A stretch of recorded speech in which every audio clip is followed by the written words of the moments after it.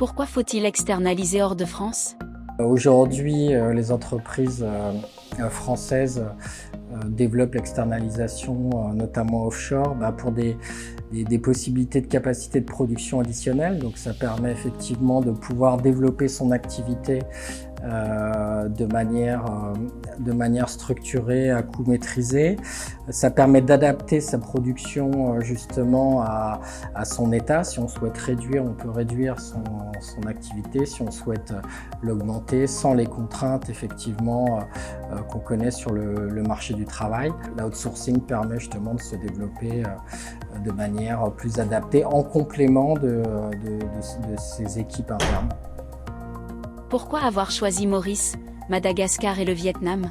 Alors effectivement, on a une clientèle aujourd'hui majoritairement francophone. Donc Maurice et Madagascar sont à 2 ou 3 heures de décalage horaire avec la France. Donc ça reste des décalages horaires qui sont relativement faibles. Et effectivement, sur le Vietnam, le décalage est plus important, mais on travaille là plutôt avec des clients asiatiques. La formation IT s'est beaucoup développée ces dernières années dans ces pays. Donc voilà, effectivement, on a une place importante dans l'océan Indien et on est attractif pour des entreprises françaises. Après, le Vietnam nous donne une ouverture sur le monde anglophone, également sur l'Asie. On a de nombreux clients en Asie via l'équipe du Vietnam, donc en Australie, à Singapour, en Nouvelle-Zélande. Donc ça donne une opportunité additionnelle pour un marché qui reste très dynamique. En Asie, ça nous permet d'élargir notre clientèle dans cette région du monde. Quels sont vos marchés actuels? On a plusieurs marchés. On a notamment alors sur le marché français, beaucoup d'éditeurs de logiciels qui nous demandent des équipes techniques, des équipes de développeurs, de product owners, de testeurs, qui complètent les équipes des clients. Donc ça, c'est un modèle qu'on appelle un modèle régie qui fonctionne bien. On a aussi des projets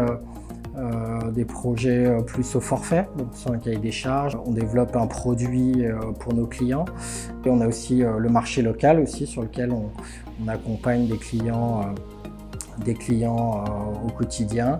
On a aussi toute une activité de maintenance de sites web, d'applicatifs et puis une activité d'infogérance. Pourquoi avoir choisi un nouveau bureau éco-responsable?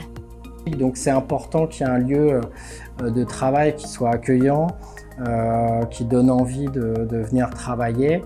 Voilà, on voit aussi qu'il y a certaines études qui sortent qui montrent que voilà, le tout télétravail n'est pas forcément une bonne chose et avoir un lieu de travail, un bureau comme ici, c'est très appréciable, c'est un bon outil de travail. Et puis effectivement, c'est un bâtiment éco-responsable. Voilà, c'est important.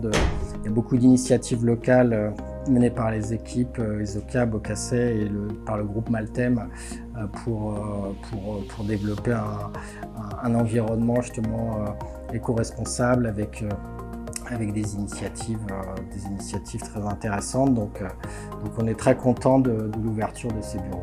Ce qui est important dans l'IT, c'est l'humain, c'est les salariés qui travaillent pour nous tous les jours, c'est la communication qui est mise en place avec les clients, c'est la compréhension du métier des clients. On le voit aussi avec l'intelligence artificielle qui va automatiser de plus en plus de choses et on pense que justement l'humain va reprendre une place encore plus centrale avec des assistants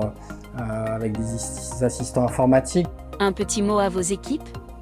Merci beaucoup à toutes les équipes, voilà, Esoka, Bocasset, la Digital Factory de Maltem, qui font un super travail au quotidien et on a des grands objectifs d'accélération sur les mois qui viennent. Donc voilà, on met en place tout ce qu'il faut pour pouvoir accélérer sur les mois prochains et travailler sur des projets encore plus intéressants. Esoka, Innovative Digital Agency.